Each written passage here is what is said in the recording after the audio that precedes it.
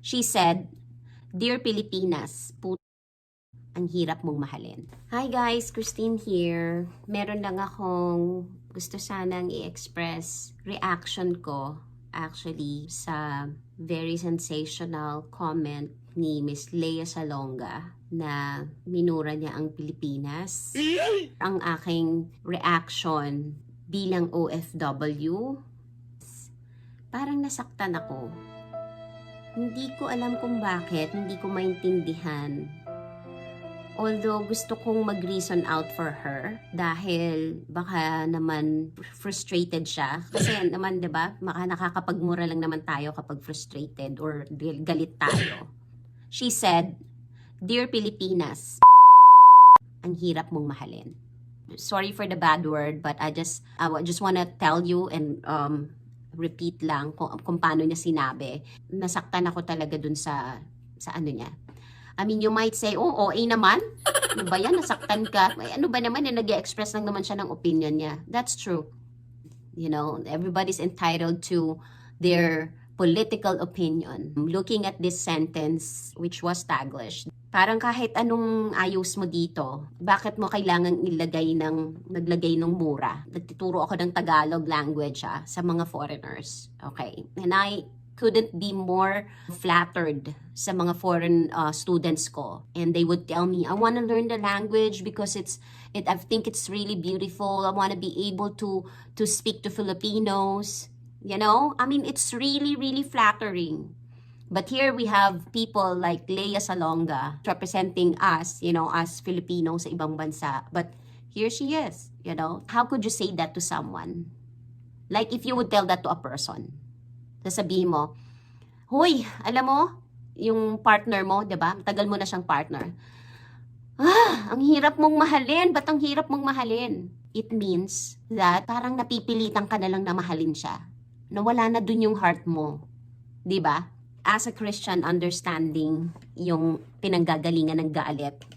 If you haven't seen my vlog about that, okay, about anger, you can watch it here. Ito, click nyo lang tong video na to. And pagpalagay na natin na galit si Lea sa gobyerno or dahil meron siyang, kung siya mismo directly ang naka-experience ng oppression, maybe we get affected because we love our country. Maybe that's where she's coming from.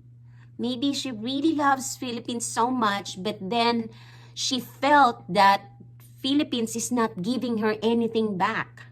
Maybe she felt that she's so entitled to get something, you know, like ganito yan eh. Parang, bakit ba hindi mo kayang mahalin ng isang tao? Ba't hindi mo siya mamahal? Even if meron siyang binibigay sa'yo or binibigay na niya yung effort na sa'yo, diba? Medyo ano tayo dito, ano bang tawag dito? Hugot, yeah? May hugot tayo dito. Parang binibigay naman niya sa'yo lahat. Diba? I mean, effort and everything. He's trying his best.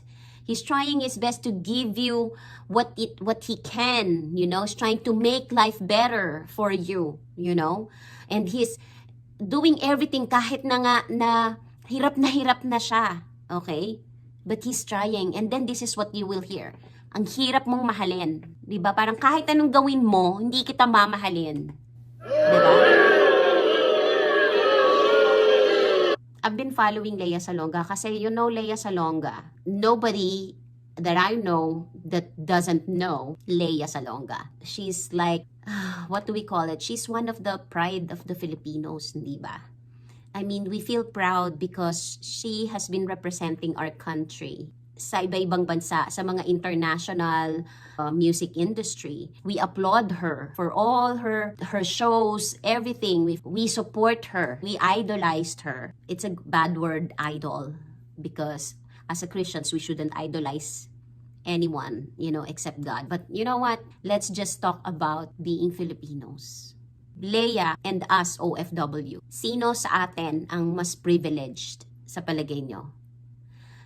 But I guess that's where it's coming from. That's probably why she could easily cuss the Philippines. Maybe because she never experienced being discriminated while we did. because she's always been privileged. She's a celebrity. Maybe because everywhere she goes, she has this pride of being a performer. I don't know if she's already a US citizen because she's lived in the United States too for a long time. And most of her singing career have been done outside the Philippines. Maybe she doesn't really feel like she loves the Philippines. Kasi, I mean, you can only say that, right? She could have probably said, PI ka, kung sino ka man. We are aware anong stand niya when it comes to the current administration. And that's fine, you know. Marami sa atin, hindi naman lahat ng tao, 'di ba? Gusto yung presidente. At some point, all of us, I believe, cussed about the government, cussed about an agency of the government. Para kasing pag yung bansa mo na ang kinakas or minumura or kinikriticize, if it's a foreigner, sometimes it's easier to accept it. Because it's a foreigner. You know, I mean, because they don't know Philippines. It's just like cussing someone that you never knew, like a stranger. Sino sa inyo ang hindi nasaktan nang marinig nyo yung isang Lea Salonga? Let's forget about Lea Salonga. Although we cannot really forget about that fact, because I've seen a lot of comments that they were, yeah, sure, go, you know, that's good. All right, that's my girl, you know. Hooray kay Lea dahil minura niya ang Pilipinas. And they're glad to hear that she is cussing her own country. Kasi binura na niya yung comment na yun. You see, there's another thing. You cannot stand up for what you say. Wag ka mag-post ng ganon. Kasi ang hirap kasing i-take back yung ganon eh. 'Di ba? Some things that have been said, ang hirap na yun ibalik, kunin ulit. Kaya hindi tayo dapat basta-basta nagbibitaw ng mga ganong salita. Regardless, celebrity ka man o normal na tao ka, ordinaryong tao ka katulad ko. Alam nyo, sa totoo lang, sa haba ng panahon na nagtatrabaho ako overseas, and sa dami ng discrimination na na-encounter ko dahil Filipino ako, never have I renounced or criticized, hated, or give these people satisfaction or i-dignify ko yung kanilang impression sa Philippines, whether they say, oh, sa Philippines is so bad, you know, they will rob you and this. Oh, sa Philippines, ang daming dyan, mga manloloko yung mga babae dyan. Ay, dyan sa Philippines, mapapagkatiwalaan mo ba yan? I remember years ago, I was a manager and I was made the signatory of the company, and yung boss dun sa bank na yon ay tinanong yung boss ko, are you sure you wanna make her your signatory? Because she's a Filipino. Regardless, ang dami kong naranasan ganyan. Kung tutuusin, nakaka-hurt talaga siya ng feelings. Pero you know what? The more they do that to me, the more they discriminate me being Filipino, the more that I get proud. The more I get proud being a Filipino. Why? Marami na tayong na-survive, and this is why we're still a republic. But here we are, some of us Filipinos, ourselves, are putting down our country to foreigners, to other nationals overseas. Bakit natin ginagawa yun? Why? Philippines is a country and it consists a nation of people. So kapag minura mo ang bansa mo, para mo na ring minura ang lahat ng tao sa bansang yon. Maari yung iba, they won't care, they won't mind being cussed like that, katulad ng ginawa ni Lea. But I believe many of us felt really, really frustrated and disappointed with her remarks. Ito lang ang request ko sana sa ating mga Pilipino, whether you are overseas or sa Philippines kayo, kailan natin mamahalin ang bansa natin na talagang solid? Kung hindi natin kayang mahalin yung ibang Pilipino and we put them down, we were known or we are still known to be, you know, to have crab mentality. But you know what? It's about time that we change this. Alam niyo kung kailan lang tayo talaga makakaahon. Hindi dahil makikilala tayo sa ibang bansa. The moment that we Filipinos love our country, that's the time, that is the moment na nakaahon na tayo. But until then, kahit sino pang presidente ang umupo sa ating gobyerno, kung hindi natin kayang mahalin ang bansa natin, walang mangyayari. We will always be little nation down southeast. Kaya alam nyo, hindi maganda talaga nag-idolize tayo. Kasi unang-una masama yun na nag-idol tayo masyado. Kasi number 2, kasi ma-frustrate tayo kapag nag-idolize tayo na itong mga celebrities na to. I mean, siguro pwede naman tayong humanga kasi we can appreciate skills, talent, and beauty. Pero wag natin silang gagawing parang Diyos. Wag natin silang i-idolize like parang, everything na gawin nila ay lolod natin or i-cheer natin kung anong gawin nila kahit mali. Hindi tayo dapat nag-idolize ng ganon. Lalong-lalo na kayong mga kabataan na humahanga kayo sa mga celebrities kahit na napaka-inappropriate na ng mga ginagawa nila, kahit na puro kabastusan na ang mga lumalabas sa bibig nila or ano na sila, wala na silang finesse sa TV, puro kalaswaan na lang ang mga pinapakita nila. Huwag tayong mag-idolize ng mga ganon. Kaya tayo ring mga parents, kailangan natin bantayan yung mga anak natin. I'm not saying that I'm perfect.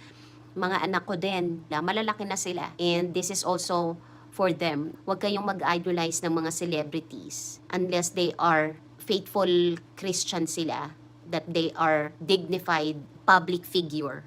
That's okay. But we don't idolize. We can admire, we can support, but we don't idolize. This is a lesson for me too. Hindi ko alam nga kung na-hurt ako sa sinabi ni Lea. Is it because I'm disappointed with her? Or I'm disappointed that naminura niya rin ang Philippines? But I know it's more on the latter. Kahit sinong magmura sa bansa ko, kahit asawa ko, mumurahin ng bansa ko. Run. Aawahin ko yun. Aawahin ko yung asawa ko mag-gera patani. Hindi ako papayag. Kahit sigurong may mga bagay na totoo na mga sinasabi ng mga foreigner about us. It is because it's part of our culture. Pero yung ipuput down tayo, they can make fun of us, they can mock us for our culture. I will never tolerate them when they put us down or when they cuss our country. Okay, as a Christian, should I be crazy about my country? Well, you know what? As a citizen of the Philippines, I have to love my own country.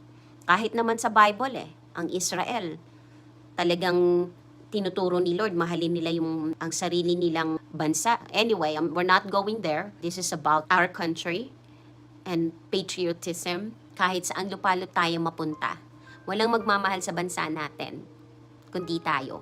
At kahit pa yung mga foreigner, nakaka-flatter pa nga yung iba mahal nila yung Pilipinas because they can see the beauty of the Philippines while we don't. While all we see is the government messing up here and there. Philippines is a country. Philippines cannot do anything on its own without the people. So, kapag minura ang bansa, ibig sabihin minumura tayong lahat. Pero, we have to forgive her because she's only human and I'm sure that's gonna be her excuse. I'm only human and I hope na medyo mabawasan lang yung kanyang ere. Kasi masyado na yata siyang maere because of her fame. The voice coach. When you let fame eat you up, this is the danger. You become proud. You think you are better than anyone else. We don't need to be underdog. We don't have to keep that mentality that we are underdog. But we don't need to put down our own people and country. Yun lang. Maraming salamat and thank you for watching this.